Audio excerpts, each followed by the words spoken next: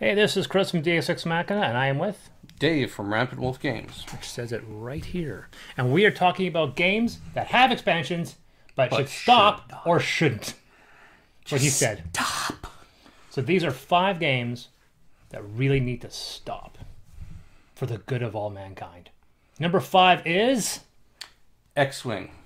Now, I have a lot of Negative vitriol comment, for negative this one. Negative comment. Oh yeah, the comments are just... If anybody actually watched our videos, the comments would be just... I see you, Mom. Star Wars hater. They took... I was okay with X-Wing first edition, but they realized around the time that they were starting to release the stuff that went along with Star Wars Rebels, they realized they broke it.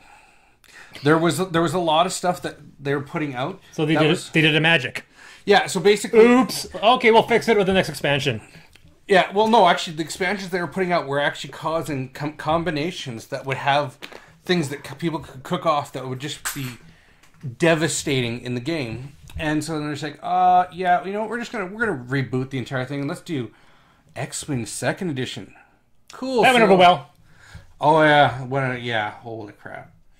And it's really people. There is no happy medium on this one. There are no people who say, "Oh yeah, it's whatever." It's no. They either hate the fact they did that, or they're like, you know, just suckle up to the FFGT. You know, just give them your money. The other belief is that, well, they can have their 2nd edition. I have a lot of X-Wing to play with, so I don't need to. Yep. And I actually stopped collecting X-Wing myself when that happened. That's number 5, X-Wing.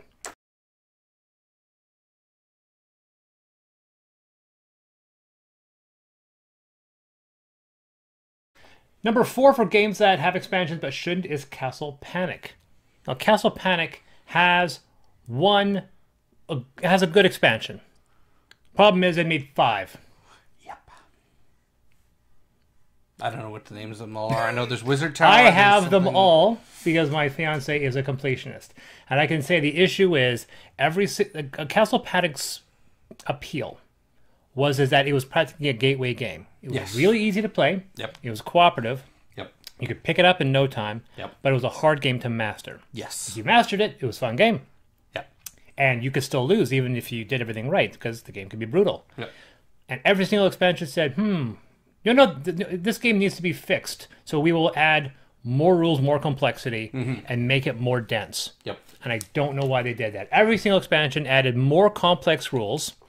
So every monster had its own set of rules. In the old game, 3 monsters had a unique set of rules. Yep. By the time you get to the last expansion, every single monster that came out, you had to check a reference sheet, which slowed down gameplay.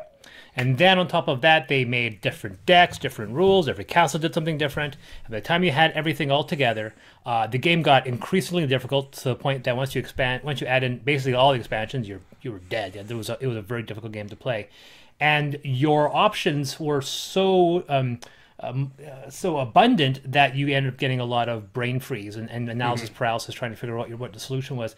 And the base game was fine. There were some neat ideas, but boy, that they needed to stop that. And as we say in another video, they should probably do expansions for their other spin-offs rather than just adding on to Castle Panic. Yep. So that's my number 4, Castle Panic. Number 3 for games that have expansions that shouldn't. It's one that's loved by your parents. And no, it's not. No, it's not. Nobody likes this game. Honestly,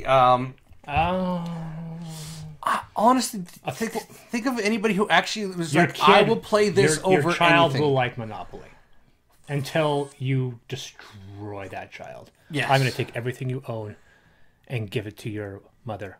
Yeah. Yeah, it's Monopoly is just it's it's one of those games where games back then could look bland and still make money. And now they've just done so many renditions of it. But one of the core problems with this game is its win condition is make everyone else miserable. Yeah, it's a game of attrition, but we're talking about why it shouldn't have expansion. And the reason why is that every single IP feels in an age where people are spending good money to kickstart really nice adaptations of video games, IPs, television shows, movies. They're making really putting thought and effort, why would you ever sell your soul to make a monopoly? Because at that point, you're throwing your IP away. And then 40-year-old mothers and will buy it for their kids, and their kids are like, "Oh, thanks, Mom. I could use I could use a new some new kindling." You don't get me, Mom. No. I want Founders of Gloomhaven. Maybe. People buy Monopoly when they don't know what to buy their kid. Exactly. Yeah. So that's number 3, Monopoly. Number 2. Do number 2. No, you hate number 2 more than I do. Number 2 for games that should the games that have expansions that shouldn't is called Carcassonne. Now, this is a game where more than any other game, people say, well, is a couple expansions good?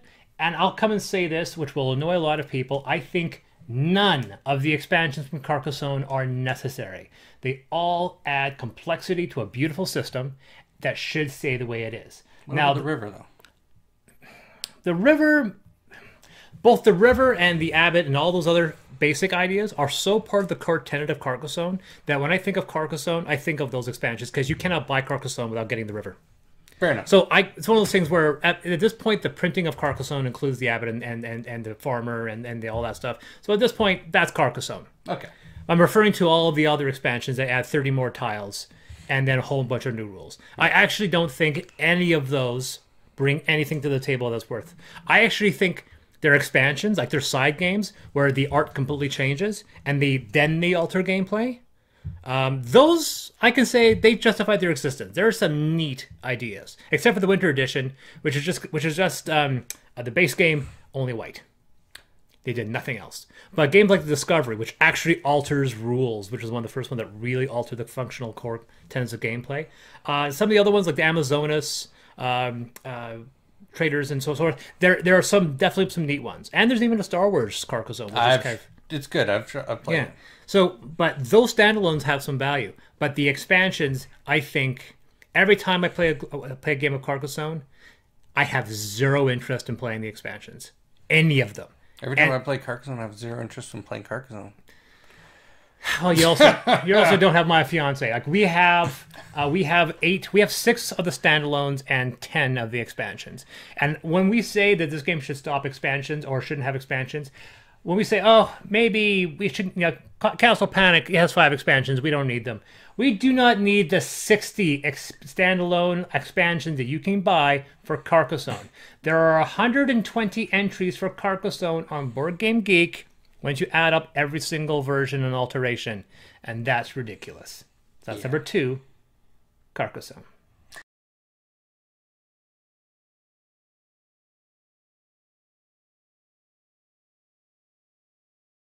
And coming in at number 1 for games that have expansions but shouldn't is Magic.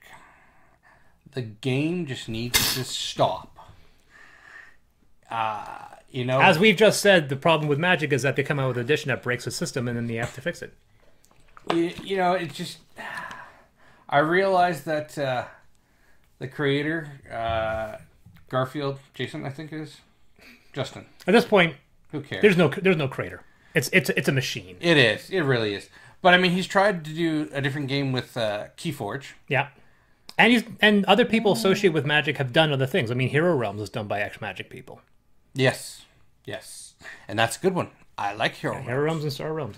Yeah, Hero Realms and Star Realms are good games. Kind of. But that's beside the point. Magic, yes, go on. Magic it needs to stop. Stop milking kids for money. Like, oh my god. There are. It's equivalent to a crack dealer. Like, I'm sorry, I like to get that harsh, but really, it's like a pusher on the. I like the fact that a few years ago they completely redefined every version of play.